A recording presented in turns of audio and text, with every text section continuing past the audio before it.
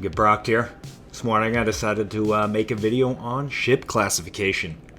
That is, what constitutes a destroyer, cruiser, frigate, whatever. Most people seem to make ships and then either call them a destroyer or a dreadnought because both of them sound cool and they like making superhero ships, which is fine. But for a system like a server, a universe, some thought needs to actually be put in what constitutes a destroyer, cruiser, frigate, and that's kind of what I'll get into here today. It's worth noting, this is a video game and a made-up universe, so what constitutes a frigate, cruiser, whatever in my universe may not apply to you. This is just a idea and let you kind of think about how you want to classify things. So, I swear to Clang, if someone goes in the comments and starts typing angrily about how I'm wrong, hey, thanks for commenting and consider subscribing. Nice transition, right? Alright, for my designation, I use some historical precedent, mainly World War I, World War II era, because beyond that, everything kind of just turns into missile destroyers. And it also is what makes sense for my server and the lore in my series. It's worth emphasizing that my scale is based on a 10 to 15,000 block top end for performance reasons, so everything is scaled within that. Obviously, I see a lot of, battleships or to scale frigates that are 20,000 blocks, and obviously that doesn't work because you'll only be able to squeeze frigates and not even that into your server. In my series, we typically have 10 ship plus engagements, so, the scale keeps things reasonable.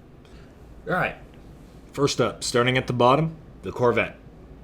A lot of these concepts also apply to the frigate, and I'll get into that in a second, because these are very similar classes in a lot of ways. So, Corvette. Or as I thought in high school, Corvette. Fucking French names.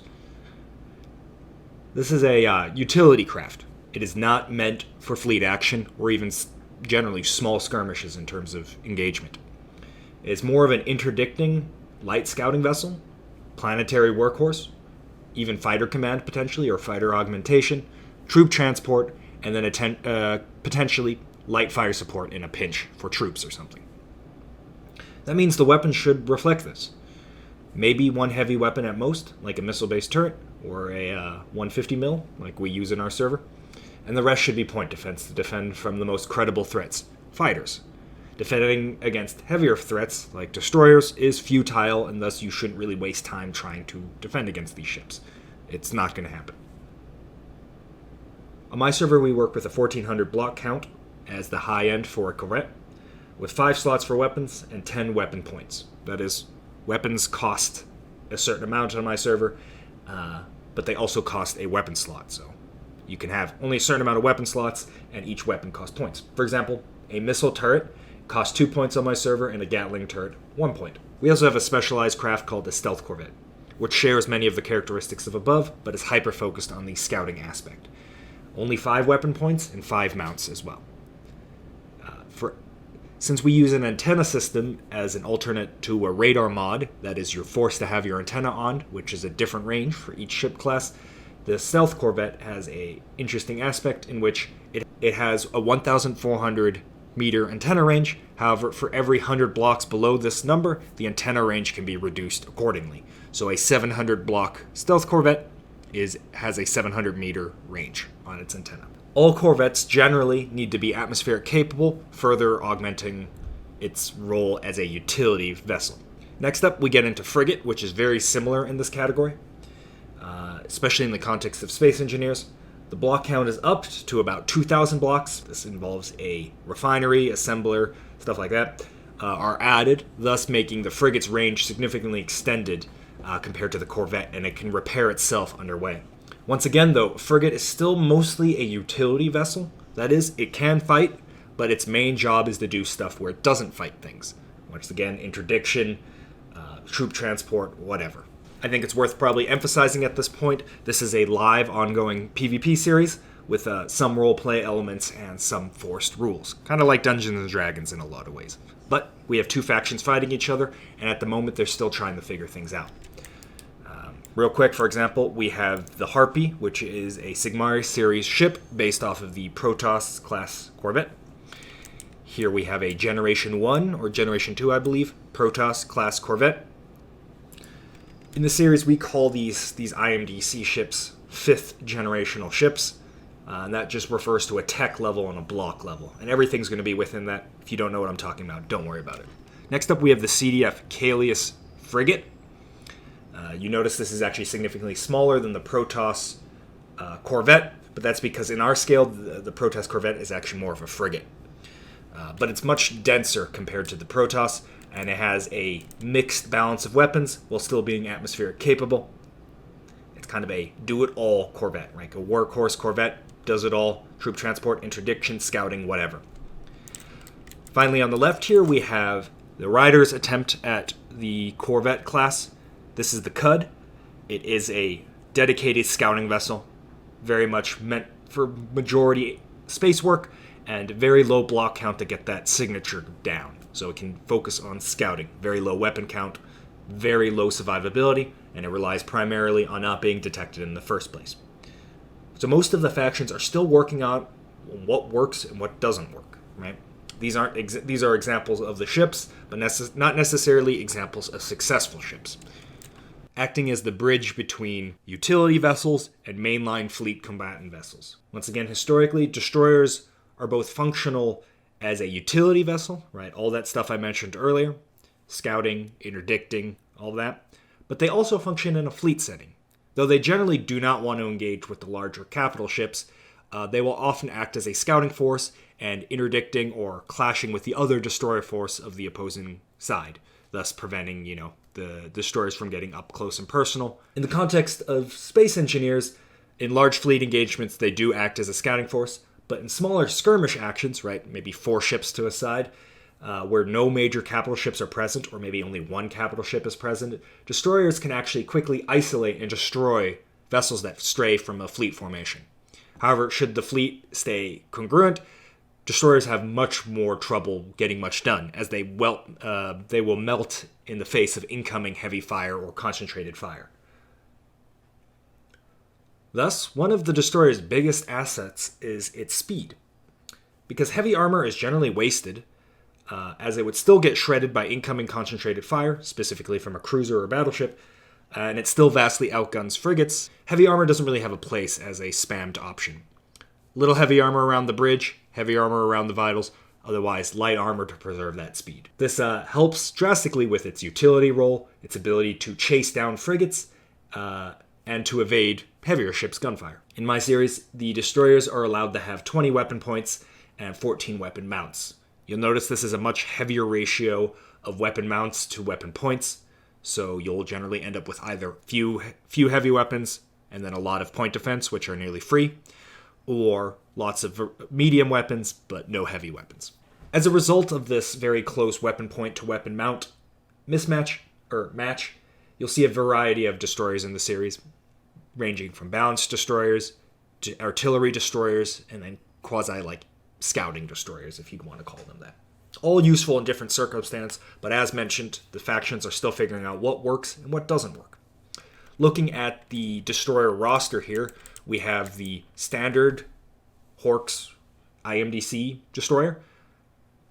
Many of the astute of you will notice that this is not actually labeled as a destroyer. This is considered a frigate by his metric, but by our metric, we consider this a destroyer.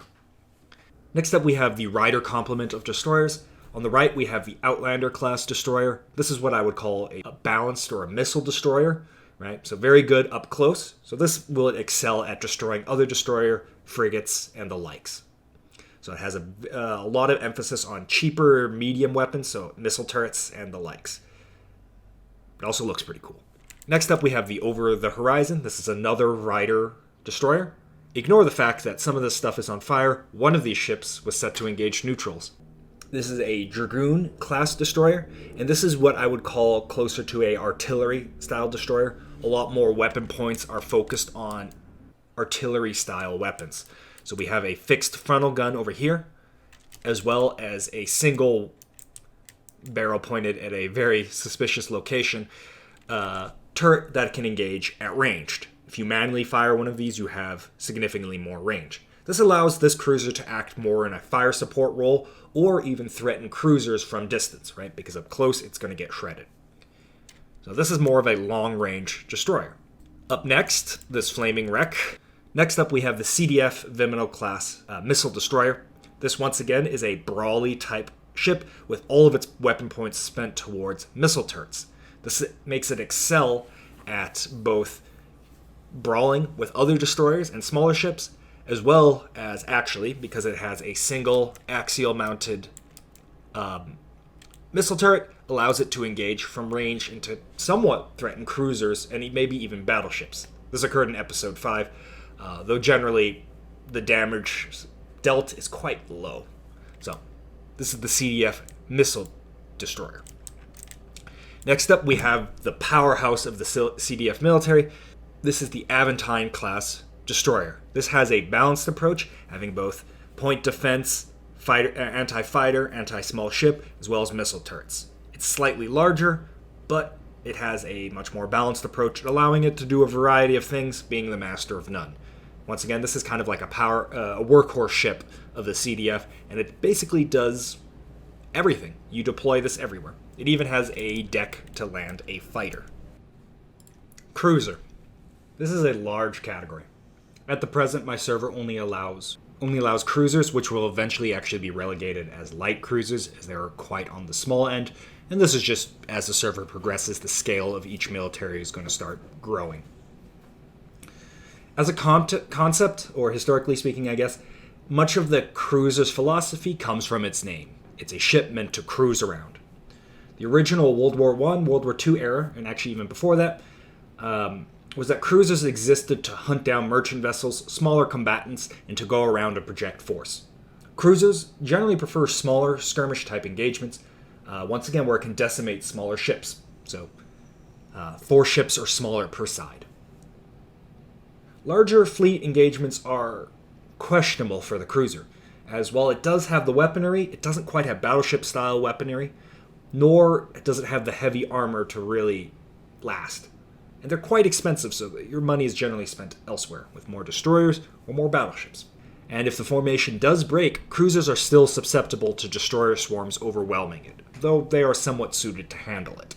In the context of Space Engineers, a cruiser is a ship, generally a hybrid heavy light armor ship to still preserve its speed, lots of weapon slots and points. Designed to dominate smaller ships, as I keep saying. Take a shot every time I say that. And it's meant to lead squadrons that aren't quite fleet-sized. They may have some battleship-style heavy weapons, but also a good balance of brawling weapons, right? It's meant to close distance and completely just dumpster on something at close range. So when I say brawling-type weapons, I generally mean AI turrets, like missile turrets, like the vanilla missile turret, or in our case, our 220mm missile turret that shoots a lot of missiles really fast, but doesn't work at long range. Thus, in terms of balance, we nearly have doubled the firepower from destroyer to cruiser, with the block count only really going up a third. Once again, remember, we're still in the light cruiser designation, because on our server we don't have heavier cruisers. So, with a 3,800 block count for light cruisers, but 45 weapon points. That's nearly doubled, as I mentioned. Yet, it also has similar weapon mounts at only 18 instead of 15 for the destroyer. This ensures that the cruiser has a significant increase in quality of weapons. The cruiser may also mount 4 fixed weapons, or a single FOB, which is our axial type heavy weapon. Kind of like a Mac, I guess. To extrapolate further, a standard cruiser would reach up to 5,500 blocks with no weapon changes, and then we have the battle cruiser class going up to 6,500 to 7,500 block count with some weaponry changes. I'll probably touch on the battle cruiser real quick, since I often see misunderstanding on what a battle cruiser was, at least in real life, right? Which is where most of this definitions come from. Battle cruisers are simply cruiser hulls with battleship weaponry, or close to battleship weaponry. Historically, this was as war was on the horizon, and nations needed to rapidly get as many capital ship-sized weapons into their formations. There was also limitations in terms of displacement, but we won't get into the laws and stuff of inner geopolitics. So just think a cruiser-sized hull with battleship-sized weapons. This was because nations needed to rapidly get battleship-sized weapons into their formations, because battleships take a long time to produce, and they may have already had some cruiser hulls midway through production or nearing the end of production. In Space Engineers, this is mirrored, as battlecruisers will be able to get their heavy weapons at a discount, and are allowed certain scripts. More on that in a bit when we talk about battleships. In the series, the The CDF actually don't have any cruisers because the CDF was never designed as a combative military-esque force and more of a peacekeeping force, for the lack of a better term. So they were never really designed around large fleet engagements. Instead, they're more focused around smaller skirmishes. However, as war is kicking out, the CDF is rapidly trying to develop cruisers to fill the void left by not having any. The Riders, on the other hand, were always ready for war, and they have cruisers. Here we see two examples of two different cruisers. However, I should probably note that in our universe, the IMDC Horks destroyer, Cerberus, is considered a cruiser by our metrics. Starting with this Rider specimen, this is a cavalry-class cruiser. The name of the ship is the Sigil of War, for the lack of a better term. Balanced approach, right? It's got brawling-type weapons and a couple long-range weapons in the form of that twin barrel on top. Lots of heavy armor, as per Rider doctrine.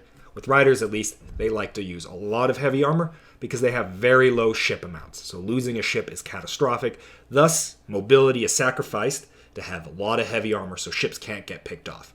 Thus, they often ride in formation versus the CDF, which is a much more scattered independent force. Next to it, we have everyone's favorite, or not favorite if you're the CDF, the Midnight Oil. This ship has taken a lot of pounding. And it's an example of utilizing the heavy blocks to its limit with lots of bulkheads and such. Originally, the ship sort of started as a hybrid type ship, but as time has gone on, the turrets have been upgraded and is now almost entirely of battlecruiser philosophy, though still staying within the light cruiser armament. So right now it's got a lot of twin barrels on the top and super firing positions, thus able to bring a lot of heavy firepower and to really augment the Rider formation when a battleship may or may not be present. It doesn't have very much point defense, but it doesn't matter because this thing is incredibly durable. Probably the most durable ship outside of the battleship class ships. This ship has been isolated a lot because it's kind of slow, and has survived multiple minutes of pounding from up to 4 CDF destroyers, and it still kept trucking, able to eventually return to the formation, still intact, still combat capable. This is quite a formidable ship and kind of shows the extreme of what you can do with cruisers if you forsake some of the categories. Battleships. These guys are the big boys. These ships are generally only deployed for critical battles, as they are a heavy fire support platform, but extremely expensive. They are also, against popular belief, kind of a niche ship designed to kill other battleships, or cruisers to a degree, as well as heavy emplacements, fixed emplacements that is, in battles. You do not want to deploy these willy-nilly because they are expensive and they can get isolated and destroyed. These ships are the focus of fleet engagements. When fleets square off in formation, these are the only ones that can effectively sling lead, or steel, or high explosives at the formation because of their longer range weaponry, right? Neither side really wants to close the distance, especially in more modern engagements where long range weaponry is preferred over short range brawly type weapons. In the context of space engineers, this generally involves giving the battleship the heaviest weapons. Slave turrets for extreme firing range in this case, heavy axial weapons, this thing has 2 FOBs. In the series, or at least my series, currently at a dreadnought-esque revolution. Older battleships are kind of more of a hybrid type, designed to both brawl and sling lead at long range, or high explosives at long range, while the more modern battleships that are coming off the line are exclusively designed as long-range fire support platforms where they can shoot very long ranges, which is starting to come out as the dominant form of engagement for capital ship style engagements. Right here we can kind of see an example of a hybrid, right? It's got long-range heavy weaponry, but it's built on the platform of an older style battleship, so it also functions well as a slugging type ship, where it closes the distance between weapons, kind of like a cruiser meant to slug it out. Battleships typically have decent secondaries, on par with cruisers generally, but should never be the primary design criteria of a battleship. Clear lines for the main battery should be focused upon, and weapon spam is less desirable, especially with weapon limitations. Also, while battleships are generally very heavily armored and very resilient, they are not meant for brawling, especially in this series where long-range weaponry is prioritized, and they should always be supported by other ships. Remember, you don't want to lose your battleships. They're very expensive and hard to come by. In our series, we're still at the light battleship stage. It's the only battleship that's allowed currently, but as war is unfolding, we'll see heavier and heavier type battleships. They are limited to only 25 weapons. This isn't much more than a cruiser, but 100 weapon points. So these weapons are incentivized to be very expensive. It's also allowed 2 FOBs, as this one is utilizing, and it's allowed the heavier variant of the FOB 1500. The grid count of light battleships is 9,000 blocks, and heavier battleships will obviously go up from there. Alright, that basically covers all of my points. Hopefully this wasn't too random and too scatterbrained. I'll cover a couple more points before I send you off. It's worth noting, for this series, these ships take place in an isolated system, so they don't have, quote-unquote, the highest tech that Earth has to offer. So this is what we call in the series 5th generation or 5th generation plus ships, right? So they're much more brawly oriented. Once again, medium weapons, close the distance and let AI turret spam take care of it, with a slight shift towards battleship-esque style long-range weapons. They don't have shielding, and they have lower tech engines. Let me spawn in some more of the modern 6th generation ships. Alright, that took a bit. We've spawned in the 6th generational ships. It's worth pointing out that 6th generational ships actually, in this universe, act as a different scale, right? A huge jump in technology. So, while a standard cruiser within this sandbox is going to be limited to the metrics I just mentioned before, block count or whatever, the 6th generation ships act as hero ships, top of the line, and there are very few of them. The factions cannot get these ships, right? So they kind of act differently. But here's an example of a 6th generational cruiser. This is the Dawn class. It is purely designed to brawl and just utterly destroy ships that are worse than it, right? As a 6th generational ship, it is also shielded. And then you got the biggest of boys, the Eternity class battleship. The ship takes the volley fire to the extreme with a 20-gun salvoed broadside at long distances upwards of 19-kilometer range. With a full crew, you're able to zero the guns, fire, and then fire again, all within about 10 seconds, with about 10 seconds per volley. Once again, I want to emphasize the 6th generation of ships don't really fall on my neatly arranged metric of what makes a cruiser, battleship, destroyer, whatever. These are more of hero ships, right, for the universe and the story, and less so a great example of balancing, right? So kind of ignore these ships in a lot of ways. All right, some ship design for you. This was my take, obviously, so don't take it too seriously. But this is how we do things on my server.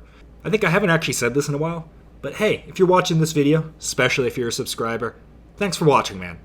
It's been a long journey, and we're just getting started. Got a lot of videos coming. Should be pretty fun. So hey, see you around, and got some new videos coming up real shortly.